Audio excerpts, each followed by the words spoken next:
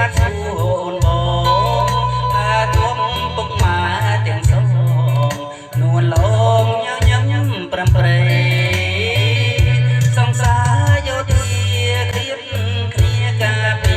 ទឹកដីតែខ្មាំងចៅសៀមចង្រៃប្រយុទ្ធយកជ័យជូនជាតិខេមរាអូលៀតមួយទ្វាពុំ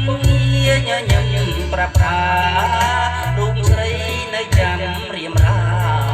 សង្សារបេះដូងបងអើយស្នេហាអុយត្រាសង្សារយោធាដួងចិត្ត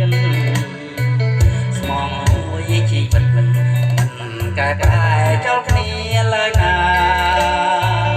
សង្សារយោធាការពារទឹកដីខេមរាភារកិច្ចមកមុនថ្លៃថ្លាជួបសង្សាររៀបការឆ្នាំ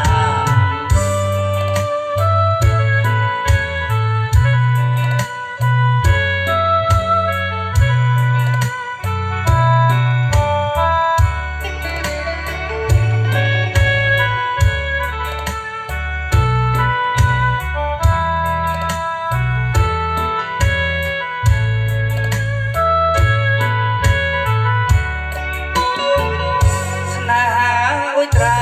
សង្សារយោធាដួងចិត្តស្មងមួយជីវិតមិនកែប្រែចោលគ្នាឡើយណាសង្សារយោធាការពារទឹកដីខេមរាភារកិច្ចជោគជ័យថ្លៃថ្លាបើជួបសង្សាររៀបការ